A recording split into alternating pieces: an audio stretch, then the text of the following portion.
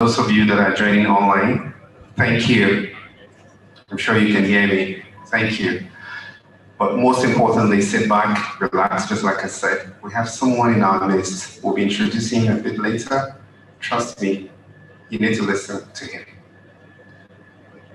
Some business ideas will come out of this meeting for some of you that are business-inclined people, and for those of us that are policy makers and our boss is here and called Dr. Ajayi that are captors in the industry. They will still come up with some other things for you. My name is Dun Ibrahim Lawrence.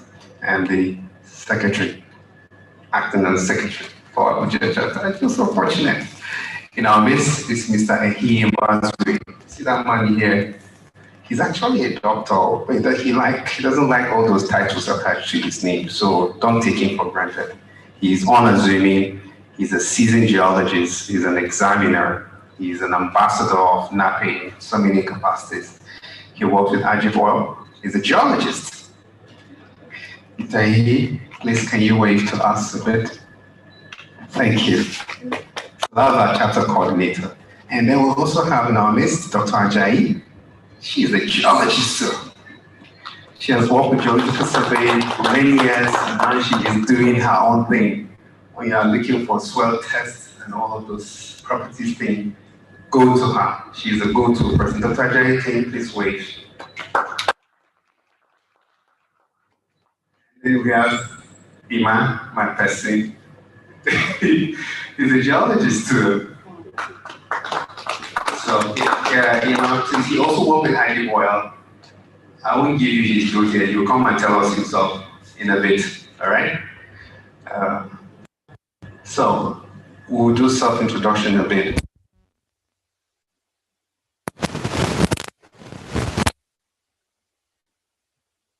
This moment, we'll be having a good time learning stuff here today.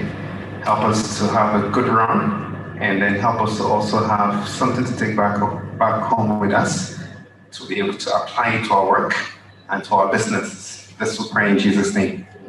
Amen.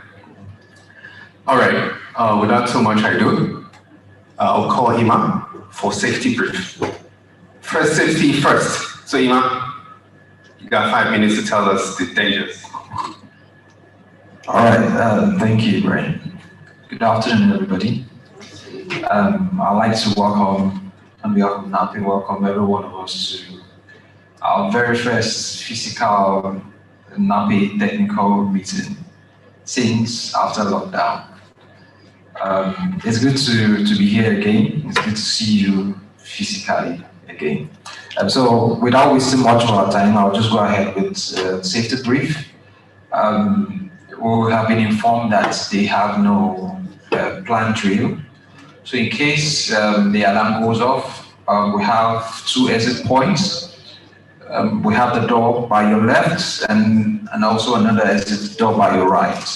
So in case the alarm goes off, please gently but briskly use the exit doors.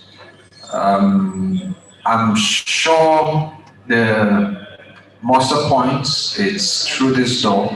So I think it's easier to use this door to the muster point. If you want to make use of the restroom, if you want to go out from this door, go take your right down the hallway. Once you exit the hallway, you take your right. Just next to just by the staircase, you have the convenience. You can use convenience. I would enjoy all of us to put our phones on silent, so we don't get distractions from phone calls and the rest of them. I wish you all a productive and an educative presentation today. Thank you. Okay, we'll have to have our host, our chapter coordinator, talk to us and give us some upfront information before the presentation commences, okay? Ms. Agi, over to you, please. Good afternoon, everyone. You're welcome. Like Emma said, this is our first technical meeting since after the lockdown, a physical one, so you're all welcome.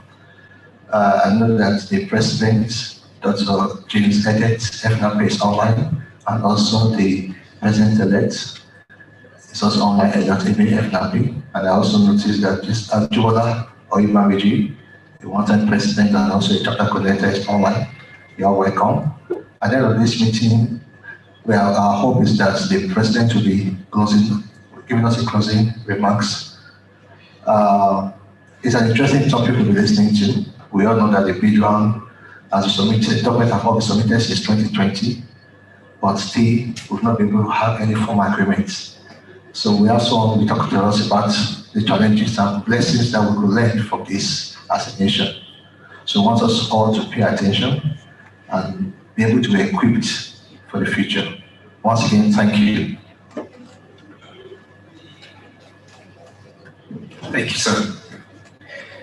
While he was introducing some of the people that are joining us online, Joe Ibeto, FNAP, just joined the meeting. Welcome, sir.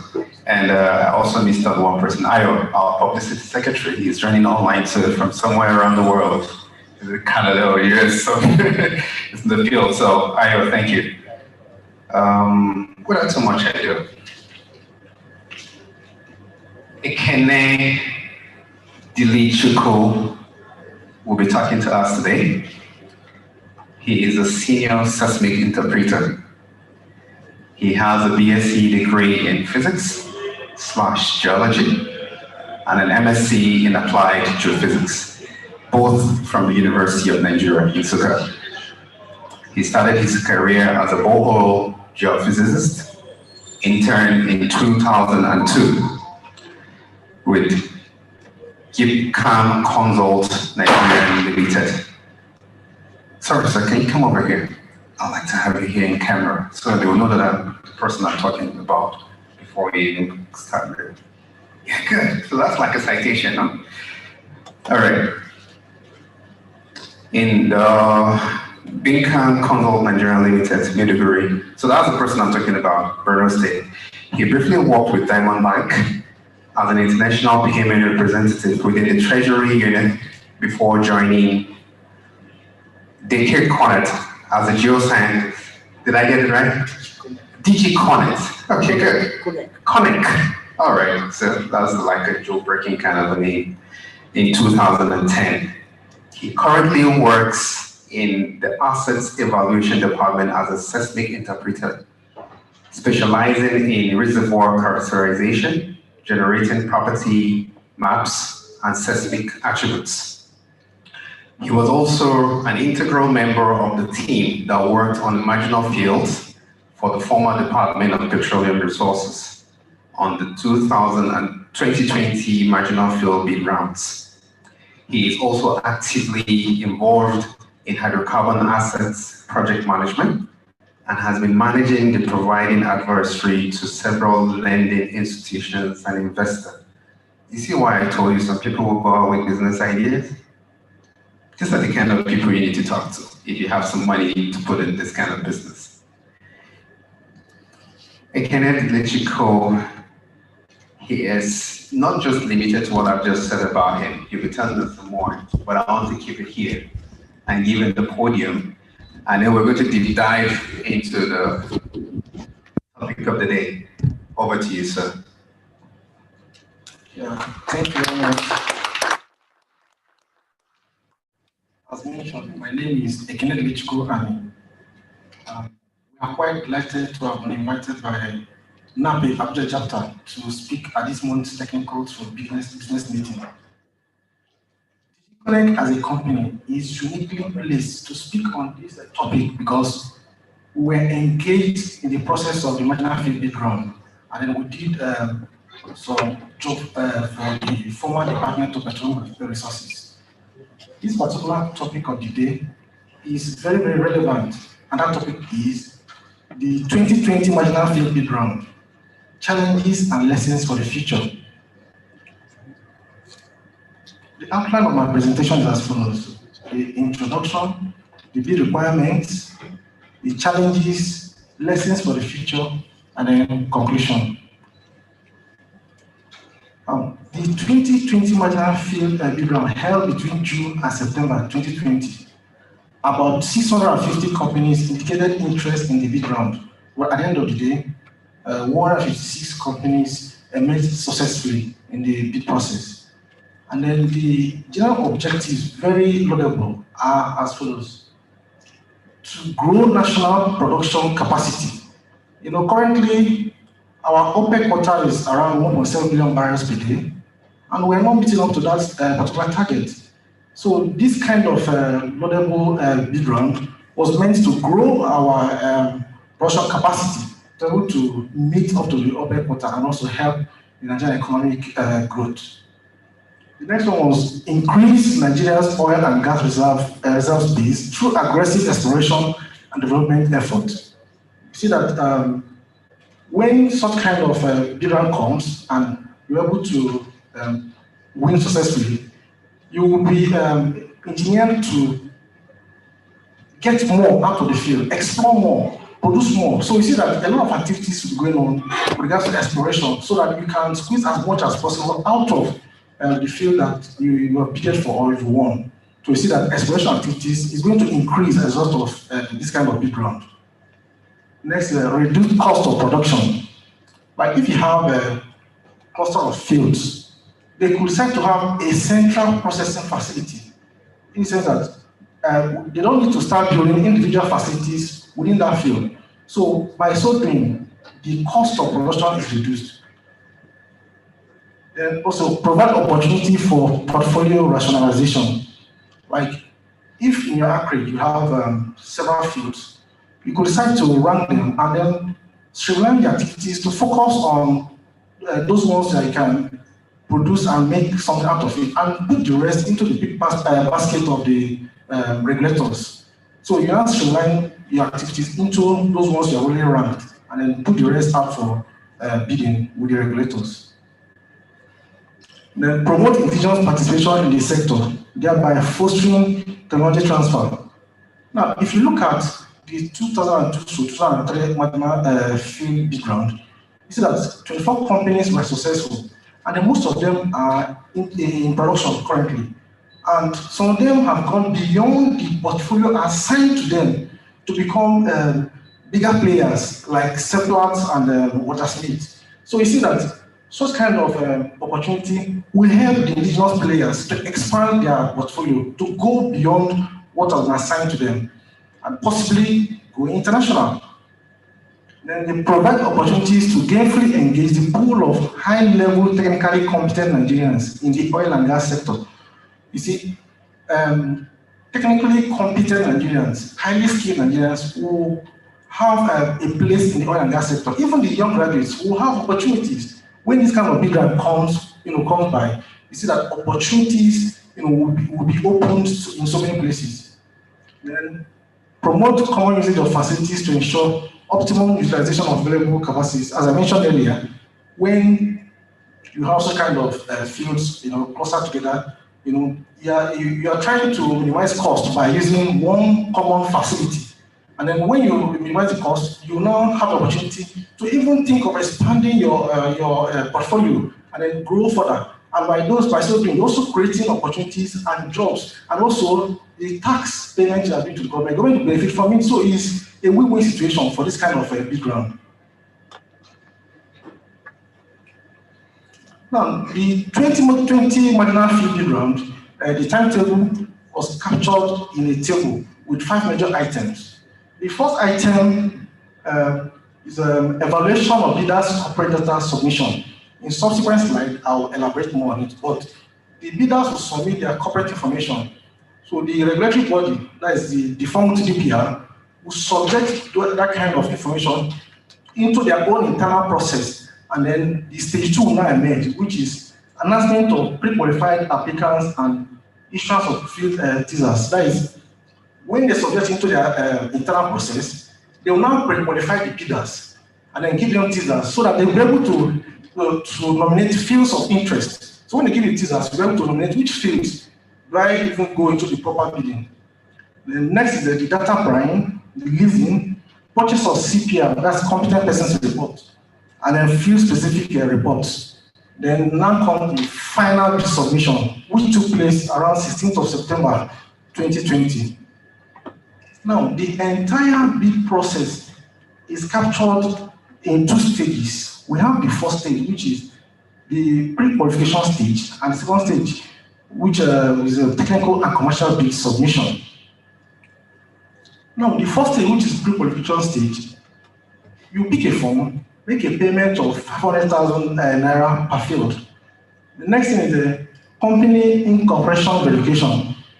You submit your CSC registration, and then remember that's memorandum and article of association to the regulatory body. And then also, if you have a technical partner, they would like to see what kind of technical agreement you have with that technical partner. If it's a consortium, they want to see the consortium agreement, that you made with that. And then the next one is your technical competence. They will look at your activities. Is it in line with the objectives of the bid round?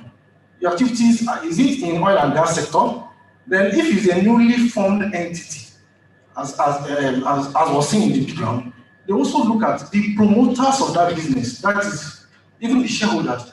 How many years of experience do they have? Do they have the requisite experience in the oil and gas sector to be able to manage this kind of field if they are not successful? And then comes the financial capability.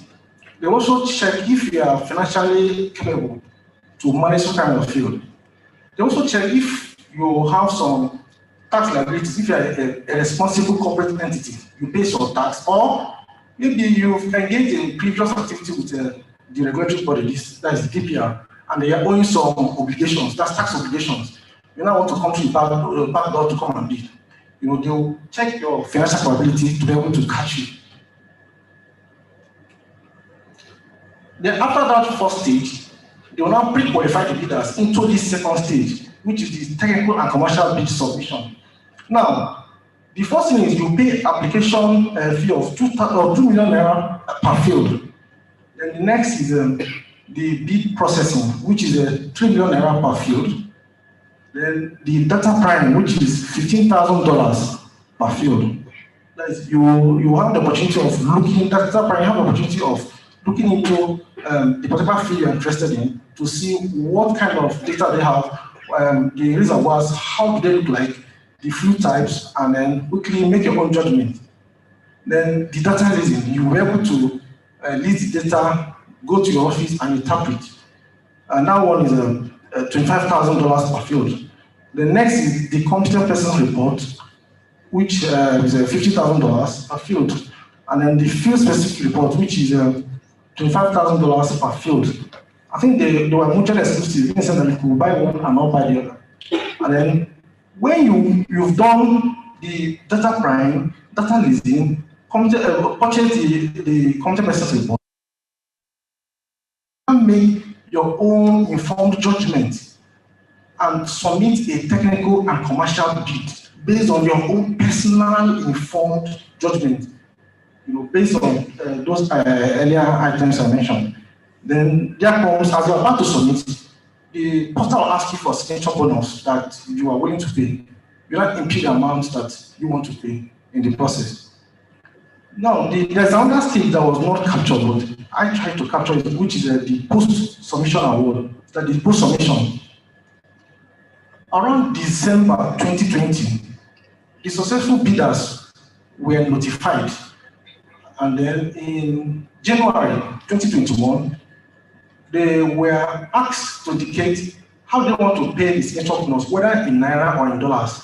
And then by 1st of March, they were given formal letter of award that contains the percentage equity, of each of the bidders, successful bidders in one particular field. Then the next thing was the signature bonus, because your percentage equity will also come with the signature bonus you're supposed to pay for the particular field that you won. Now, all these processes, as good and as sweet as they look, they also came with a lot of challenges. What are the challenges that they faced while going through the processes? The first was the timing of the licensing round. In 2020, there was COVID and a low oil price. And then because of that, the Nigerian economy is monocultural in the sense that it depends on oil revenue for its sustenance and survival. So the government was now so much pressed to finance the budget because they were having a budget deficit. So you now see that that was now posing a level of challenge on the players in the sector to be able to rake in funds for the federal government, which for me are all those charges you saw at each interval were fixed at maybe a high rate. Then next was the last bid round was around 2002 and 2003. Though there were some pockets of award before the present bid round, which took place 2020. Now, you will see that 2002 bid round, the 24 companies that were successfully awarded, most of them were in production and have been very well, which aroused a lot of interest. And then that interest posed a lot of pressure on DPR, because when you now have a kind of rush and pressure on the regulatory body, it now became a challenge in managing such kind of a process. So you see that the timing of the licensing round was also a challenge in the first place. Now, the data challenges, the data gaps. Some of the data made available were incomplete. There were unavailabilities or insufficiency of data. There are some of them when you look at it, you won't be able to distinguish the field type. So how do you make an informed judgment to be able to tender your bid when you cannot be able to identify the field type in the field? So I told you to develop a technical bid that will match what you're bidding for. And then there are some of them that when you're interpreting, you see that the pool is beyond the seismic coverage made available to you, or which you now need to revert to the regulatory body, that is the DPR, to be able to provide more data that will cover that particular pool. Even some pools had one single pool had two different farmouts on it. So that was a very serious challenge, in the bid process. And then there were some of the data, a few of them were inaccurate, when you take a look at them. Now, we had the challenge of a timeline for the process. During the data priming, they were allotted to 2 hours. So most of the bidders are complaining that they were not able to even fill the field they are bidding for. Now, before you know it, the 2 hours has timed out. You are not able to adequately assess the particular field and then be able to make your own informed judgment. So there were a lot of complaints about that timing.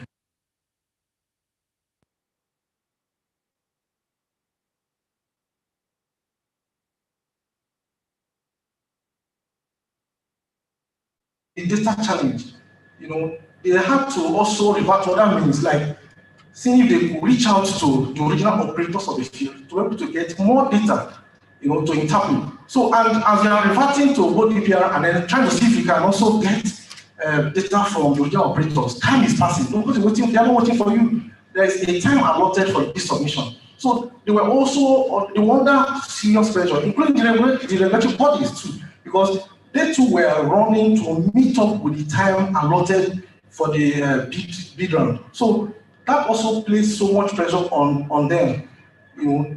So the timeline for the process was also a very big challenge in the exercise. Now the signature bonus. Most of them complained that the signature bonus was a bit high. Just like you want to buy a land, and then you buy it so high that you're not able to build on it and convert it into a meaningful venture. So most of them are complaining that the signature bonus, given to them, on the fields they won, were too high. So, and that posed a very serious challenge in the development process, because when you pack with so much money, you find it difficult, continue with some other aspects of the work of the development process. The next was, companies, let's say A, B, C, were forced into marriage. They made different companies to win one single field. At some instance, up to one field. And, when you have different companies yoked together with different business ethics and operational philosophies, to begin to work together, there will be conflict. And the regulatory body told them to form a special purpose vehicle, that's SPV. And then we are coming with different ideologies and different operational ethics and philosophies. There will be a serious conflict in coming into agreement in some of your operational activities already lined out. So that was a very serious issue, bringing or trying to force into marriage different companies with different ideologies together. There was also undue external pressure from politicians on the officials of DPR. You can imagine, I wasn't jealousy, as in I wasn't really, as in, if you were in their shoes, you can imagine if you are, let me say, a referee in a football game, and then suddenly FIFA officials are now trying to put pressure on you to favor a particular team. It will be a very serious challenge on you. It will be so overwhelming on you. So you can imagine politicians mounting undue pressure on you. You've set out the rules, and then someone is trying to push you into, not following the laid down rules. You see that along the line, you will be under undue pressure, and it will pose a serious challenge to you in taking your biased decision in the whole process. So the politicians were actually exerting undue pressure on the officials of the DPR. Now, the PIA came to existence in September 2021. Now, some of the CPRs that were done in some of those fields, they were done with the physical terms and other terms of 2022 Marginal Field Bid Round. And then suddenly, PIA now came into existence, meaning that you now need to recalibrate your physical terms, into the new PIA structure so that it will fit in. Now, you can imagine, you are playing a football game and suddenly they tell you that the rules have changed. It will be very difficult for you to actually adjust in the process. So that was exactly what happened. So then, when the PIA was passed, they were all confused. They didn't know how to do. They started rushing. You want to, produce your initial FGP. You don't know how do you even start. How do you start recalibrating all the initial terms contained in the CPR that I purchased. So it was a challenge to some of them. Now, what's the present status of the process? Issuance of the farm-out area and then execution of marginal field farm-out agreement by all the parties. So you can see the current state of the exercise. Something that the award letters were issued 1st of March. It's supposed to have been brought to a close by now. And these challenges, made them not to bring the entire exercise to a close at this point in time. You can imagine we're in April 2022 and they're yet to achieve a close. So it was all these challenges enlisted were issues affecting the closure of the entire exercise. Now, after going through some of the challenges, what are the lessons we learn for the future this kind of exercise, whether it's a block bid round or marginal field bid round? What are the lessons we learn? The first is the timing of the licensing round. It should be done when oil prices are economically favorable. If you do it when there is low oil price, some people might still not be able to come into that company because they will be thinking of how much can they make out of that business. And then two, you could see that they were under pressure to finance the budget, which now made them to start assigning some kind of charges at each stage of the process. That I listed, I showed you earlier, those dollar payment and naira payment. So the timing should be of importance. You don't do it when there is low oil price, because there will be a lot of pressure on you to finance the budget, and then therefore you want to then jack up, a lot of charges, as stated earlier. And then the licensing round should be conducted frequently, because if you don't do it frequently, interested parties will be plenty and they will exert pressure on you, and that will be a challenge on managing the process. Because when there's so much pressure on you, you will find it difficult to manage the entire exercise. So that timing is of essence in the licensing round. Now, the next one was the data challenges. The regulators, they need to cross-check all available data before upload. there should be like a data inventory, a checklist where you check all the data available for each field.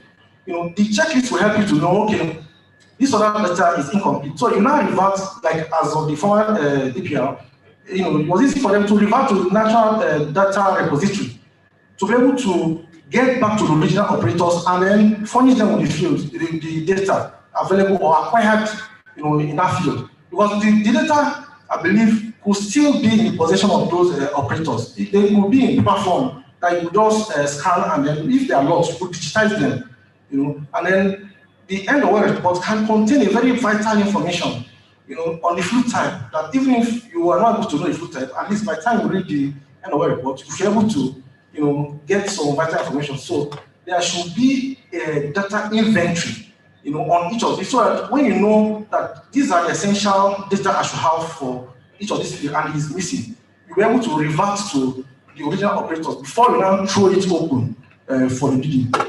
Next is the regulators will liaise with operators early to collect all available data. And the timeline for the process. Now, as I mentioned earlier, during data priming, they allotted 2 hours for the data priming process.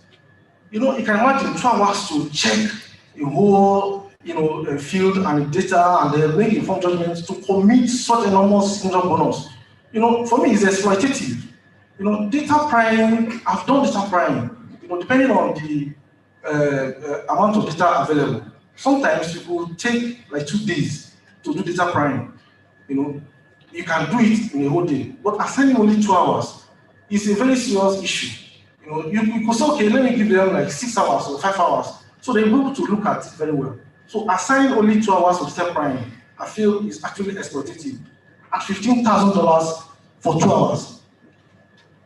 Now, adequate time to be allotted for the entire process. For instance, the regulators were under undue pressure because, you know, there were some challenges and then time is passing, you need to bring it to a close, which up to now they are not yet able to bring it to a close because all those challenges were not, we were able to solve or mitigate them along the line. So, and then the bidders themselves, you know, in order to fill up the data gap challenge, have to revert to the original operators on the field. And then time is passing, you still need to finish, you know, computing your technical and commercial bid, which you need to submit. And you cannot submit it without having an informed personal opinion or informed judgment in the entire process. So the timeline allotted to the whole process has to be increased. You don't squeeze it and then give yourself undue pressure in the entire process. Now, the signature bonus. You know, when you now increase the signature bonus so much, you are discouraging investment.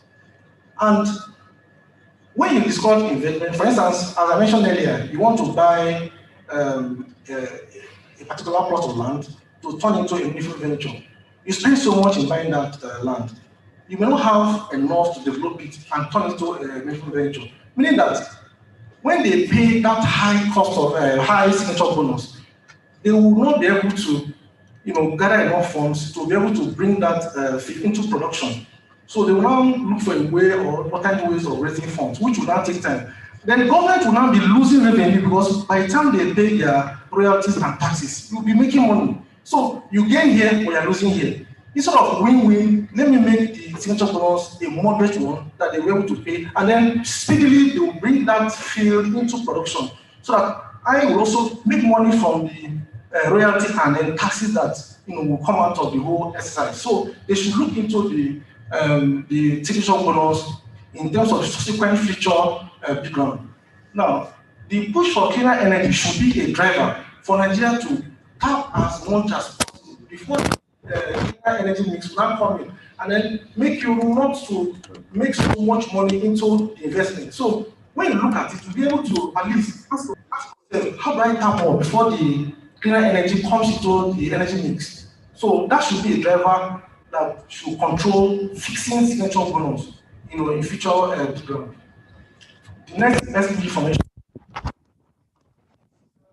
My personal opinion that there shouldn't be more than 2 companies a field. So that you'll be able to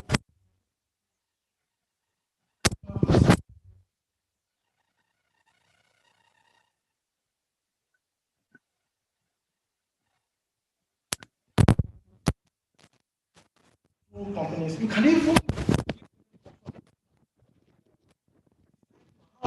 how they want to pay the signature bonus, make it part of the operational process, and they should revert to you. Give them time. You see quickly they will sort out how they will pay the signature bonus and revert to you. But when you now fix signature bonus and have assigned several companies to it, there will be a delay. There will be issues. Some are willing to pay, some are not willing to pay, and then there will be that kind of dilly-dallying along the line. So it's very important that they look into the number of companies they have owned in particular field. It's very important. Now, in conclusion, the objectives of the 2020 Field Round is very laudable, and it's meant to encourage indigenous participation, but it came with a lot of challenges that hindered the accelerated process, of which we are in April and are here to bring it to a close. So, Nigeria, we are supposed to leverage on the lessons learned on the bid process to learn to be able to have a better future bid round. Our contact is as well. They see our email. I also have some of my colleagues in Lagos. They will join online. They say they also want to shed more light on some of the questions that may arise, in the course of the discussion. Thank you.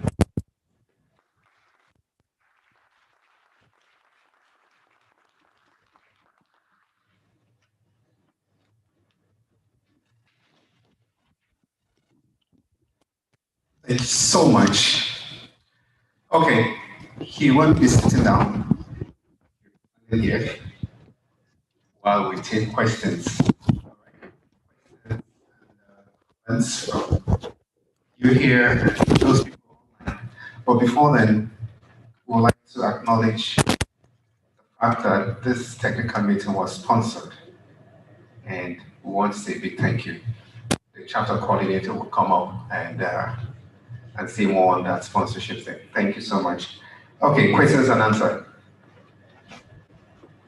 Doc, welcome. Good to see you. He's one of our very consistent members here. Thank you for coming. And the first Dr. Ekenedilichukwu. And the first publicity. Is it publicity we call it? Pioneer. Publicity pioneer, public secretary pioneer. All right, thank you for coming, sir. All right, participants, please, questions, don't feel shy. Raise up your hands before we come up to the questions online. Okay. All right, good. Come over here. Thank you for your presentation, sir. You talked about... Sorry, can you come up this way? Online, please. All right, go ahead. Okay. So you talked about the pressures that politicians are putting on the DPR. Can you shed more light on that? That's the first question. Also, the SPD, the pressure the politicians are putting on DPR. Second question is the SPD. What were the conditions that were certified and that were satisfied before those consortiums were formed? You suggested that 2 companies should have been selected to form a unit for the marginal field, right? That would have been good. That was a suggestion. But why did they choose to gather about 10 companies together? Why didn't they screen them out and then bring it to a reasonable number so that they can have a better agreement by working together? You understand what I'm saying? What was the condition that they satisfied that made them choose to go after a large number of companies to form the consortium? Thank you. All right, we'll take the next question again. I'll take one online. In a way, you've answered it, but so what was the effect of the PIA since it came into effect after all those processes happened? So what was the effect to those businesses that have already come into the bid rounds and all of that? Do you understand? Yeah, good. So answer these 2 questions before we take the next. Okay, thank you. Now, let me stress more on the pressure. During the bid round, as I said earlier, the politicians were mounting undue pressure on the staff of DPR. You can imagine, then working with the Department of Human Resources. And then, as I mentioned earlier, let's say in the football play, you have the referee who is meant to, officiate in the field of play, and then FIFA on their own side are pressurizing the referee to favor a particular team. It's going to be a challenge on him, and for me, it requires wisdom to manage, and it's something that will continue occurring. Whether I like it or not, they will keep coming. Politicians will keep feature bid rounds. They will keep coming. They will keep exerting pressure. So it's not left for you to see how you can manage some kind of situation. Because the politicians, whether I like it or not, they will keep coming. It's a normal thing. So you will see how you can manage it with regards to the laid down rules, so that when you are called up in the future, when you are no longer there, you're able to answer very well. So it requires your wisdom to be able to manage. And then for the second one, the SPV conditions. Well, as I said earlier, when you submit your bid documents, it will be subjected to the regulatory body, that's the former DPR's internal process. So that internal process is not open to the public. They will look at your bid documents, your technical bid, they will rate it. Your commercial bid, they will rate it. So after the rating, they will now publish or start notifying successful bidders, via mail, before they will now officially give them the award letter. So the conditions are purely an internal process, which stems from, assessing the kind of technical bid and commercial bid they submitted. How do they present their own technical submission, the development on the field, how they want to bring it into production, how do they manage their gas production? Do they want to flare it and continue polluting the environment, or are they going to convert into a meaningful, useful store for the country, where both the country and the company will benefit from? So it's purely an internal process. Now, for the effect of PIA on them, the royalties in the CPRs were calculated based on the previous fiscal regime and the other financial terms in that CPR all came from the initial 2003 fiscal regime. You now have a new one coming into play. That means for you to even start operation, you need to understand the PIA very well and then calibrate it into your own, and then integrate it to be able to come out with an initial field development plan. So everything with regards to the initial CPR that you purchased in the bid process is going to change. Purely the fiscal terms, they are going to be affected, the royalties and the taxes. So that's my own response with regards to that. Thank you. Before we come to you, we'll have Adesanya make a comment. He's online. Then before we come to you, Doc. Okay? All right, so the comment he's reading, I'm going to read out the comments that we have online. I have a few comments regarding the challenges bidders face during the bidding processes. In my opinion, the 2020 bid rounds is the most expensive in the history of bid rounds in Nigeria, and coming a time when transition from fossil fuel to clean energy is gaining momentum.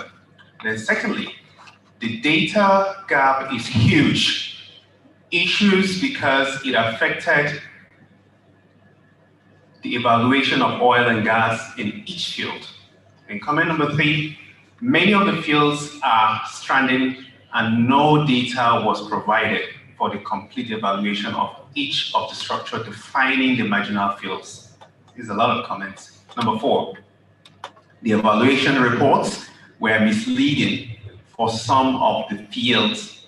Resources from the field with no well test were classed as reserves rather than contingent resources. This inconsistency, okay, the last comment is a bit, but I'm sure you get what you mean, right?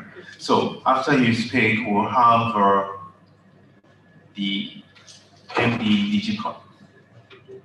Okay. Abiodun, please, can you respond to this before our guest speaker? Hello. Hello, can you hear me? Yes, we can hear you, sir. Okay, we can hear you. Okay, thank you very much. All right, thank you, Abuja chapter, for inviting us to make this presentation. My apologies, I'm not there in person. I'm offline at the moment.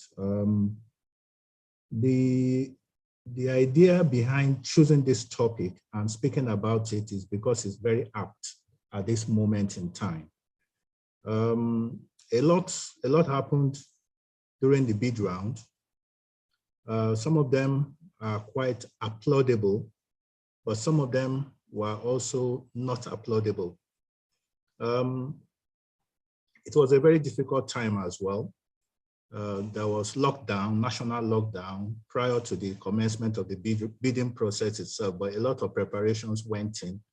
Those CPR, some of them, not all of them, were written in a matter of weeks as opposed to months. And if you know the amount of work that goes into even writing one CPR, you know that it's not an easy task. There were a lot of gaps in terms of data, which Ekenedilichukwu had been able to highlight substantially. And there's no doubt about the fact that this affected the overall credibility of the process. But having said all of those sort of negative things, up until September 16, 2020, when the technical and commercial bid rounds were submitted, it was clear that there was a lot of efforts that were made by the Department of Petroleum Resources at that time to come up with something credible. The process, even though it was not perfect up to that time, the processes were quite fair and decent. And it was, like I said, done at a time when difficulties were abound.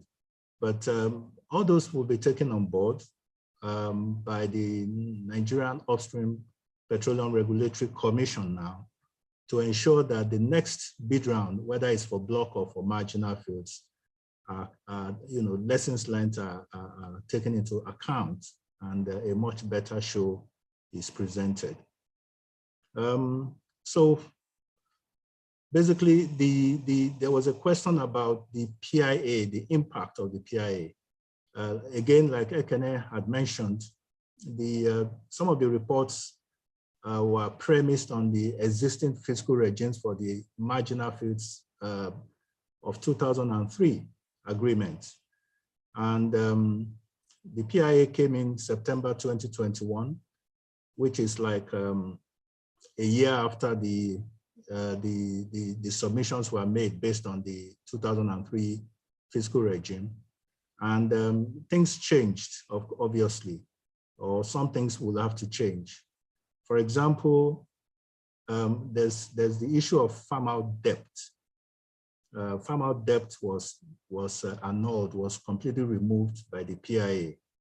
There's the issue of gas, and so on and so forth. So the economists will tell you what the differences have been, but those are the issues that the awardees of the marginal field will need to start addressing now and start looking at rerunning the economics, reevaluating their assets and doing a proper job now that they've committed a lot of funds paying the signature bonus. So this is the way it's going to go. And I believe that the present team is capable and they are preparing adequately to respond to these challenges, and they've seen some of the impacts of these challenges, and they are trying to make efforts to mitigate them for future licensing rounds. Thank you.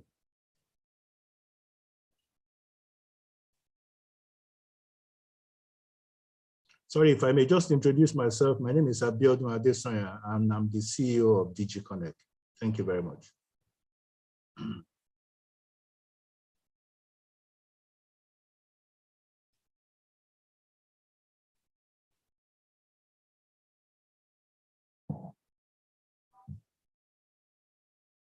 we target in a simple language is marginal field made easy.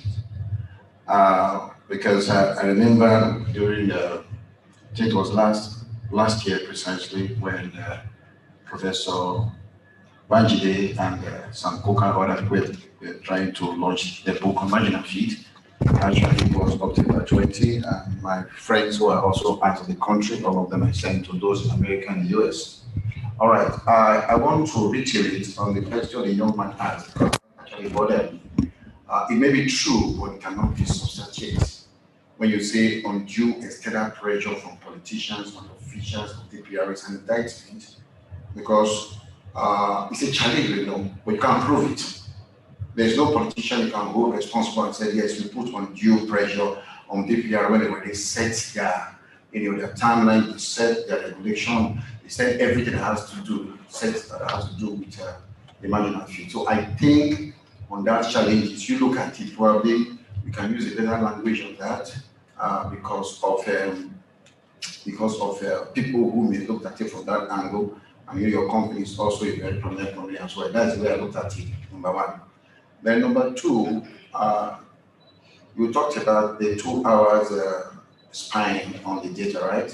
I don't know, I think I've never attended this kind of presentation before. I don't know how it was done previously. How many hours were they given to spy over data, as the case may be? And then, on overall, if you look at the entire processes of the challenges that they brought for, which adequately is the truth, if they want to discourage investors from outside the country, I'm not sure, but I believe some people right now are online from the UK and from the US, because we are planning to go into a marginal field and all of that. So you look at it, it's very expensive. I'm trying to do some little calculation. $25, $50,000, all of that, almost like $19,000, doing conversion of 550, spending almost about 49 to 50 million, not just for one field, the case may be. So then finally, this presentation, I think, with the permission of the chairman, if the presentation can be done to the CC or from the PRH now the upstream, is very important, because if we don't learn from the past, we'll not be able to better the future. It's very key, because if a group of people are trying to plan to go into marginal field and begin to see all these figures coming out, this is the one that are on paper. We don't know the one that is not on paper, to be discouraged. And that's the reason why we're talking about marginal field. The whole essence actually is to empower Nigerians to go into, production capacity, right? Capacity. So local content. But with this, you see that it's almost like a big project as well. So these are the things we must look at. I agree with you that the fees are too high and something needs to be done with respect to that. Thank you. Thank you so much, Dr. I think this is more like comments. Now I'm going to take one more comment, one question. I asked a question also. Okay, you asked a question. Okay, before I'll take another question before you answer to both of them, please. From Olumide Akande, please, going forward, what will you advise India to do on data availability for the upcoming bid rounds? Then Dr. Ajayi will come to you after he has responded to it. Or let's just take it on. Thank you very much, Mr. Ekenedilichukwu. It's such a good presentation. Well, I want to buttress what Dr. Pinafi had said earlier. As an indigenous company, this figures just told us that it's actually scary. And like you said in your first introduction, that you're trying to encourage indigenous companies. And when you mentioned that the fees we paid initially, 500K, and that's 5 million, then another $115,000. Yeah, I want to ask, is it refundable? And then you're saying that about 250 companies actually 250, 650, okay, they submitted a bid, and about 125 were chosen, okay. Then of those 650, did they pay the financial, were they involved in the financial bidding before they were dropped? And thereafter, were they refunded this money? So if you're trying to encourage Nigerians to participate, you won't, if you have to add up that money to conversion, it's way out of the world. Thank you very much. Thank you. On NDR, what they need to do for the next available, for the next bid round. What, as I mentioned earlier, they need to have a data inventory, for each field or block or wherever they want to do the next bid round. It's good to take proper data inventory. Look at what is available, what are reports available, what are missing. The things that will help you to move into a field development plan. You'll be able to revert to the original operators of the field and then ask them those data that they acquired when those wells were being drilled or when you were doing exploration work on the asset. So it is very important that that data inventory should be done and then looked into per field or per block to ensure that they are adequate enough to make informed decisions. That's one. And the other one, are they refundable? That's the fees that were paid. There were different stages. The first was the pre-qualification stage, where you pay. Those fees were not refundable. So out of the number that indicated interest in the bid process, they submitted their data and everything, information as I listed earlier, and then DPR looked at those information that they submitted, and then dropped some, and then pre-qualified some into the next stage. So anything you paid along the line in the process are not refundable.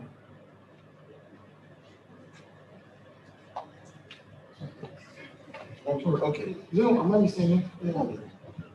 Let me say something. Actually, we are running out of time already, Doc, if you don't mind.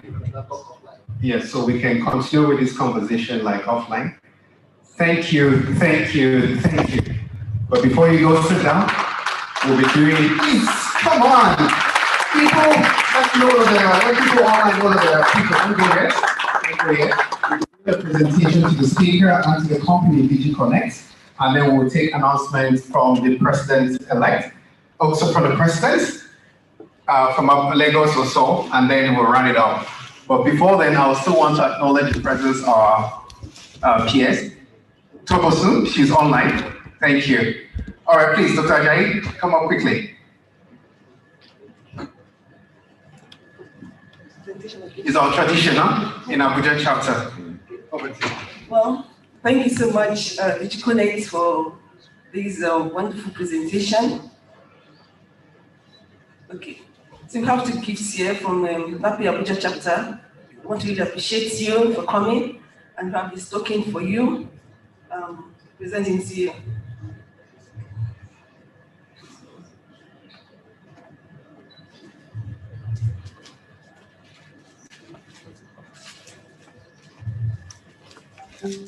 From NAPE.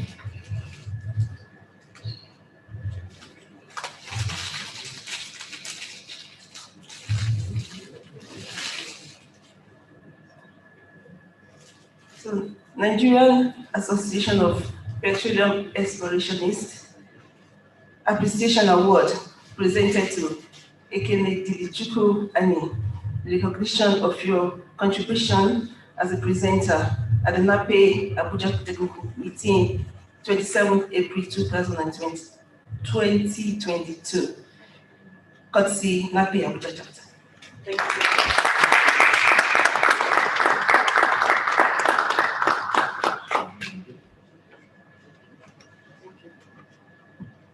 I also want to, for the sponsor, Degeconek, Nigeria Limited, appreciation award in recognition of your contribution as a sponsor at this NAPE Abuja Technical Meeting, 27th April 2022. courtesy Abuja chapter. Thank you very much, Mr. Gordon, for saving. Thank you. Thank you, ma'am. Ayo, can you hear me if you're online? Let's have the announcements, please. Ayo, can you hear me? You can unmute yourself and talk. Yeah, I can hear you. I can hear you. Okay.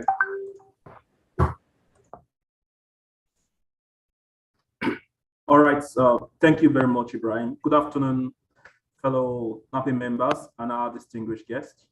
I appreciate you on behalf of NAPI Abuja chapter for availing yourself for this month's technical business meeting. Without further ado, proceed to the announcement for this session. 26 weeks from now, we have our 40th annual international conference and exhibition, which will be holding at the Hotel and Suites between 13th to 17th November 2022. The theme of this conference is the global energy transition and the future of oil and gas industry, evolving regulations, emerging concepts and opportunities. In the conference, we'll be having exhibitions, a pre-conference workshop, management sessions, and all convention luncheon, technical presentations, virtual field trip, short courses, the African night, and the award ceremony. Attendees over the years have attributed this conference to being a very, very interesting one and worthy to be attended.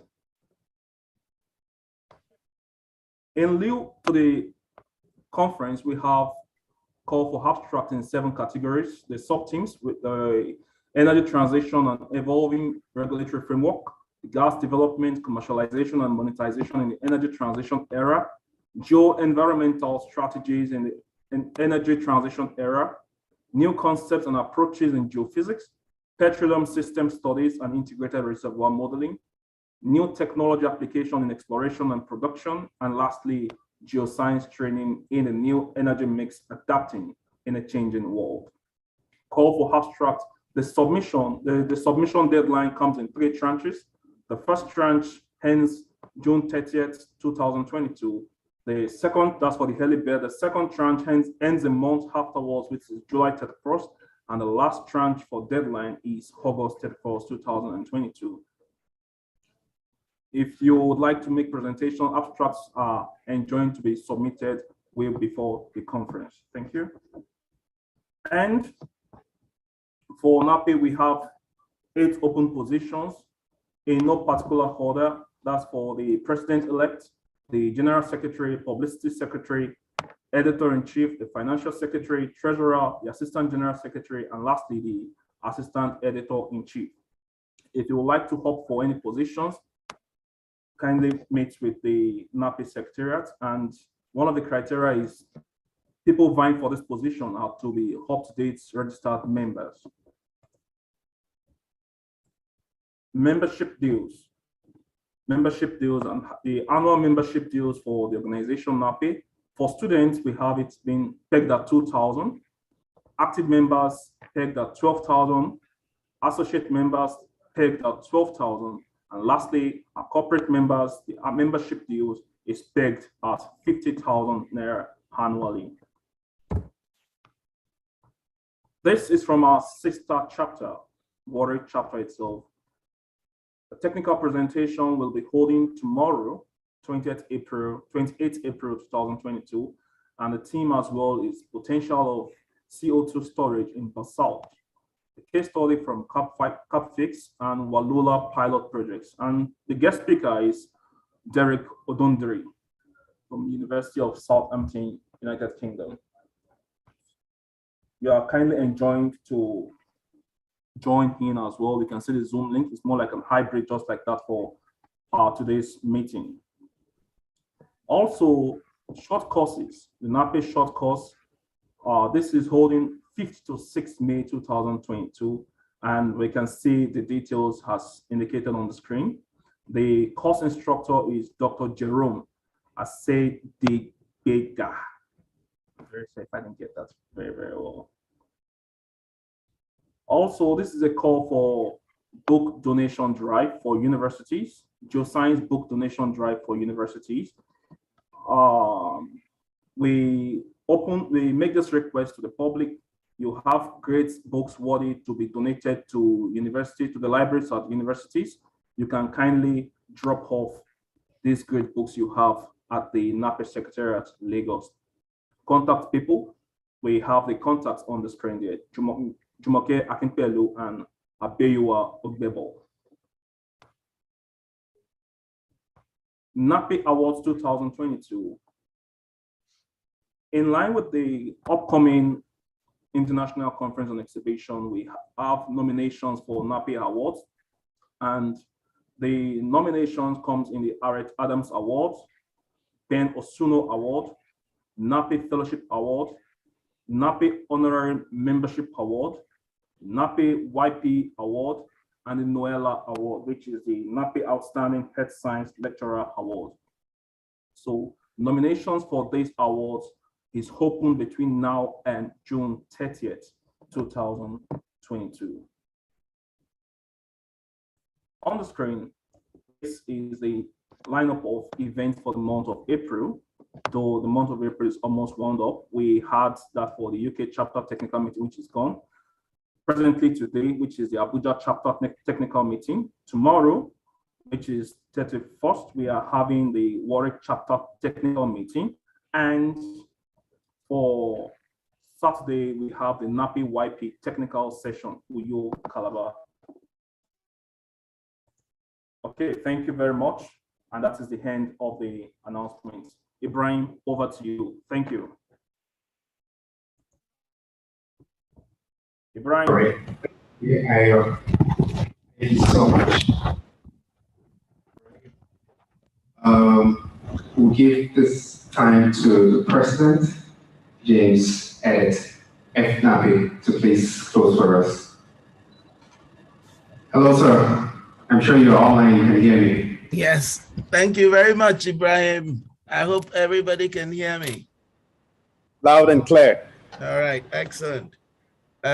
So on behalf of the Executive Committee of NAPE and the Advisory Council and the Board of Trustees of NAPE, I sincerely thank the Abuja chapter for putting up this technical session, which was very informative and very instructive. And I'm sure a lot of us have taken away some form of learning from what has been presented ably by Ekenedilichukwu. Very much thanks to you, and of course to Degeconek for sponsoring this activity. I know Biodun Adesanya has been very much in the mix with the activities of the bid round, and you can be sure that every information that has been passed to us today is coming to you firsthand from someone who has been a part of the system and a part of the events. So very much thanks to the participants, the Abuja chapter, ably led by Ehi Bazoaye, and all the executive members of the chapter for putting up a worthy technical session. And we are all very grateful and thankful for this. So without taking too much of our time, I'll just say that Abuja chapter, you have done very well. I enjoyed the talk, and I wish I was there in person physically, but unfortunately I am out in Lagos and unable to attend the Abuja chapter session physically. I have some activities and meetings with my MD, and In fact, I just received a call that I should be in his office in 10 minutes. So I'm not going to take too much of our time so I can also see the end of this session. So thank you very much, Abuja chapter. Well done. And I am sure that the membership of NAPE in Abuja and elsewhere joining online have really enjoyed and had a great time. Thank you very much. Over to you, Ibrahim. Thank you so much, sir. Thank you so much. Don't miss our next technical meeting. That's all I can tell you. It's going to be even better. Hi, Dr. Mala. Good to see you. All right. All right. So that's it from us today. And stay tuned and stay connected to Abuja, to NAPE. It's the best place to be if you really want to stay in this profession and stay in this industry. You've been loaded with so much information like never before. Thank you, everyone. We have way over 79 attendees online. And please, if you have missed this session, endeavor to go online our YouTube channel. You will get to view all the recorded sessions for this technical session from beginning to end. All right? Thank you, everyone. Bye now. Thank you very much.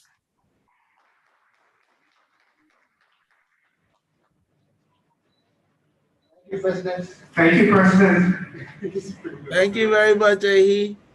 Thank you. It's very enlightening. Thank you. Yeah, we thank our president and the SEC and his team. Thank you very much. I'm happy. I'm happy. I'm witnessing Marginal Field again for the second time after July 2020. Thank you all. Have a memorable day. Blessed week. Oh, that's IIPP. My P. IIPP, thank you very much. I didn't even know you were on the call. I couldn't see everybody. How will I not be here? I'm a member of Abuja chapter too. Of course, of course. That's what we know. Yeah. Just well. Nice to see you. Were you attending online or you were there physically? No, I'm online. Yeah, okay. Because I was looking through the list of those online. I couldn't see. They decided everybody online. No, they decided to give me panelists. Anyway, thank you very much. Jibola, you were online as well. Good to see you. Tunde, thank you very much. Good afternoon, sir. Putting me up. Thank you. All the backroom staff. We're here to support our president. Good to see you, bro. Don't worry, I'll be back. I'll be back in Abuja soon. Thank you, guys. Thank you very much. Thank you.